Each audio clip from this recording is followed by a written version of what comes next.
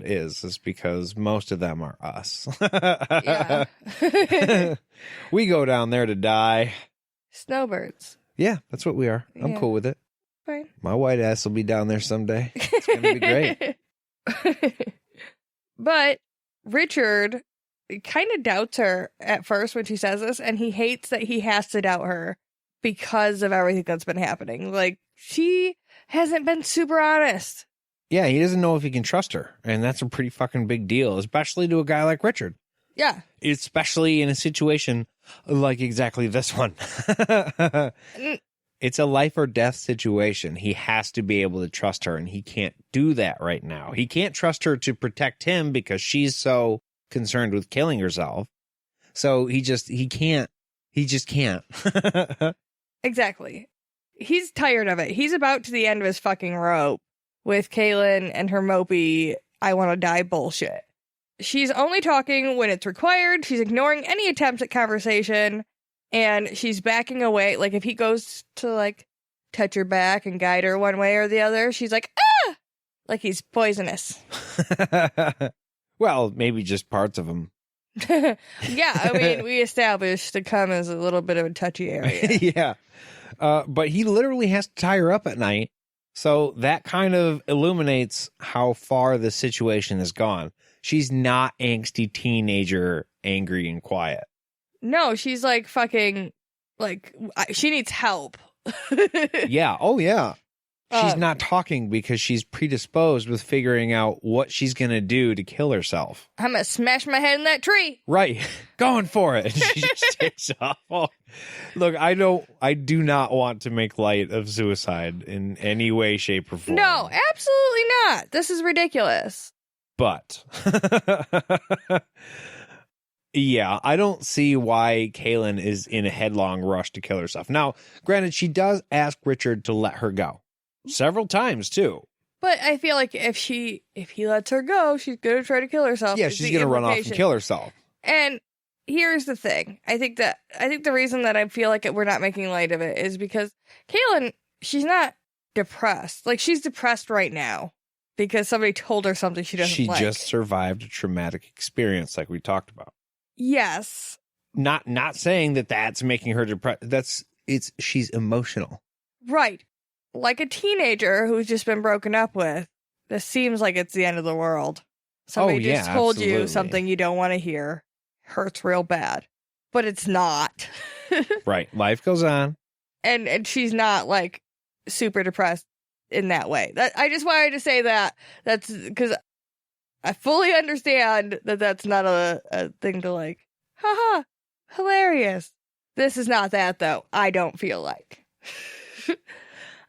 Also, Richard at night, like you said, has to tie her up, and he has to sleep at her feet so that if something does come, she can, like, kick him and warn him. Or he'll know if she sneaks off in the middle of the night. I mean, she's tied, so she can't, but I'm assuming she tried anyway and probably would just make a bigger racket doing so. Yeah, just fall over top right, of him. so it'll wake him up. Yeah. And here's another thing. Nobody's keeping watch. Yeah, I think that it was implied that she was kind of keeping watch, but you can't really trust her watch anyways at this point, other than she doesn't want him to die. I mean, if you couldn't stand up and, like, stretch your legs and you were just forced to lay there all tied, I'd fall asleep. Fucking here I am laying down. I'm just going to close my eyes and boom, it's done. Yeah. Nobody's keeping watch. See you later. Hope we don't get eaten. But yeah, that's why he's so exhausted, because he's not sleeping a whole lot because he can't trust that they're going to be safe at night. Now she's refusing to eat because she's just like, hunger strike. Yes, that's my next move. And he tries to keep it light, but she flips out on him, telling him that he should just let her go. But he tells her, no fucking way. I'll watch you every minute of every day if I have to, which is like super time consuming, dude. Yeah. Oh, yeah. That's like newborn baby consuming. I'm sure you could find some cute little girl from the next village that would guide you around the Midlands. Yeah, I mean, there has to be other options. I get he only wants Kaylin at this point, but man, you got to figure something out. Yeah, fate of the world at hand here. You need to be able to sleep. Richard notices that they're being followed. right? And it's been since their second day out of the reach, and he sees these yellow eyes. And he knows it's not Samuel because they're a darker shade of yellow. They're closer together, more predatory, which would freak you out. Yeah. But it's not making a move to attack, so he doesn't really do anything yet. He just makes note that it's there and continues to walk. Right. He's got his hands a little full right now. He's not going to fuck with it. Right. Kind of like what he did with the shadow people while they were in the pass with Kaylin. He was just like, just keep walking. Don't stop. Don't stare. Yeah. Let's go. But he's fully aware that he can't keep going like this with Kaylin. She can keep trying and failing, and it only takes one time for him to fail for her to succeed. Right. And then it's all over. Right. Time's on her side. She can try over and over and over. He'll just keep dragging her back, and she knows she can just try again. Yeah. But it's the one time he fucks up and she is able to throw herself off a cliff or slit her own wrists with anything, and she's done. And I mean, on top of it being like physically draining, it's emotionally draining to deal with. To deal with somebody like this, whether or not you want to help them or not, it's still emotionally draining to try and save somebody's life every day. You have to help people who want to do well for themselves sometimes. Trying to help somebody who does not care if they do well for themselves. And, you know, here's what's more. They talk about eating, and she's like, what, are you going to force me to eat? And he's like, fuck yes, I will. I will force it down your throat if need be, because you won't do it. And if he just does nothing and lets her do nothing, she's going to die eventually from, like, starvation. Right. So he has to be vigilant.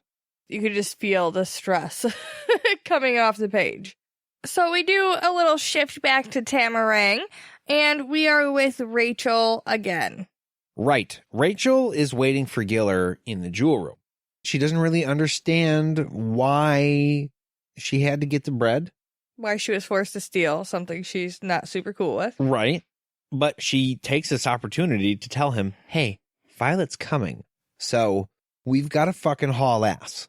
I was super happy about that, because immediately when Giller started talking, I was worried they were going to not say it right away. Well, it's been kind of a common theme in this book so far that people aren't telling other people the shit that they need to know. Yeah. So, yeah, I fully expected Princess Violet to come kicking the door open before Rachel was even able to say anything. But luckily, she spits it out. And Giller's like, okay, well, fuck. He uses Zed's line, nothing's ever easy. Yes.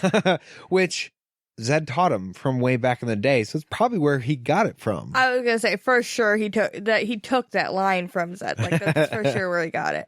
I will say I still felt like this chunk of the chapter took longer than I would have taken knowing the princess was coming. Oh yeah, no, get your shit done and go. I would have put the fake box down, grabbed the other shit, and left. You don't need to be in that room for anything else. But Giller grabs the box, upsets Rachel while doing it, because she's like, what I don't know what she thought we were going to be doing. I don't know if she thought we were just going to empty the drawers or what, but no, we're taking the box. He tells Rachel that this box is not the Queen's. He's going to explain everything to her. He pulls out a fake box and he puts that on the stand. Then he tells Rachel that this box has magic. It's not the Queen's. Again, he explains that she's a bad fucking person. She has power, and the box gives her, like, more power. And that's why she took it. That's why she has it in the whole first place. Yeah, and that's why it's got magical fucking properties keeping it locked in this room. She covets it. She doesn't want it to go anywhere. Yeah. Her fucking box. It's her box. Right. Don't touch the Queen's box. Okay. I can't be the only person who, when Rachel was like, you can't touch the Queen's box. And I went, ha ha ha. Okay. Not horny Terry by any means, but funny. And I applaud you, sir, because I laughed heartily. It's her precious box, yeah. Man. You gotta keep that shit sacred. No, I laughed. Good. Cool. We're all still human. Carry on. Rachel, though, she says she understands the whole power situation, the dynamics of it all, because it's like the princess with the way she cuts her hair and the way she slaps her when she least expects it. Giller goes on to tell Rachel that Darkin is a bad dude, too. He's the meanest man there ever was, and Giller tells her that she needs to stay away from him, but be polite if she has to talk to him. I don't know why in the world she would ever have to talk to him, but if she does, nod and smile, okay? Right. Yes, queen. Yes, princess. That's literally your only vocabulary from here on out. Yeah. Especially with Rawl, because he'll, like, cut your entrails out. Oh, fuck yeah.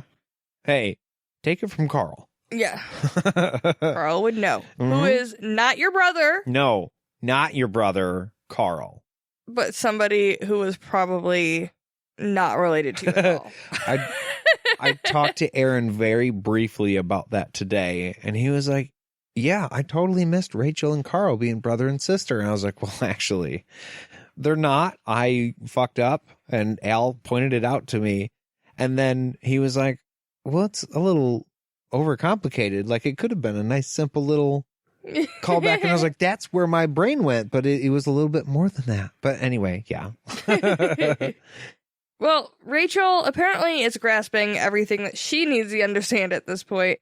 And Giller tells her if Darkin gets the box, he's going to hurt a lot of people.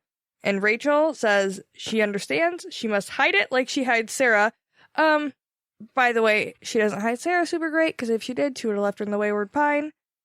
Right. Outside, away from people. Yeah. But Giller calls her the smartest girl he's ever met, regardless of that. Probably because he doesn't know that her dumbass put Sarah back in the house. Right. Wait, you did what? No.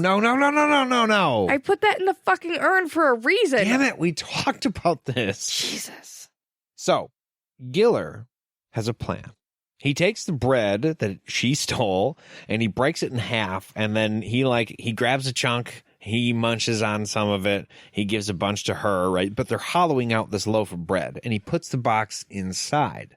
And Rachel's like, look, it's got a big fucking crack in it, but he's a wizard, so, woo, fixed. Yeah. Abracadabra. Got that solved. Don't even worry about it. Abracadabra. Never mind. Abacabredya? Dabra? Bradya? We'll work on that. Abracadabra. Abracadabra. There you go. We got there, guys. So he wraps the bread in a cloth by using the spell that Jade just said. And then he looks at Rachel kind of sadly. And he's like, look, we have to get the box the fuck out of here. So I'm going to take the bread in the box and I'm going to hide it where I put the doll. And then you are going to get yourself in trouble again. You're going to leave the castle, get the bread with the box, go wait in the Wayward Pine, and I will be there in a couple of days.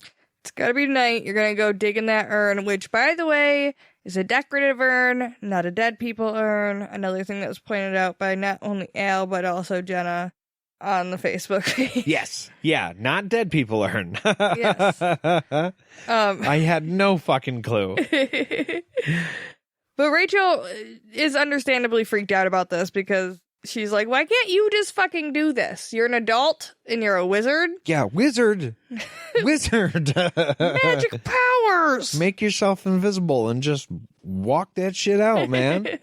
Well, he says people watch him, and if they catch him with a box, Rawl will get it.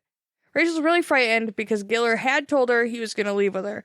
And I mean, I totally get this because, dude, if they catch you with the box, then Rawl's going to get it. If they catch me with the box, Rawl's going to get it too. And also, I'm going to lose my head, not you. I'm sure Giller would probably get his head chopped off if he was caught. But at the same time, he is magic. He's probably more useful to them than Rachel, so they may just keep him alive in some sort of horrible state so they can use his magic. Yeah, I mean, either way, like, I would rather somebody else risk their life than me risk mine if I have an option. Right. That's me or you. It's gonna be you. Giller tells her, though, that he intends to keep his promise, but it might take a couple days. He wants her to wait in the Wayward Pine, and he'll be along when he can. Then he tells her, this is when he gets all like, handsy with her again. I think he's like hugging her at this point. He gently rests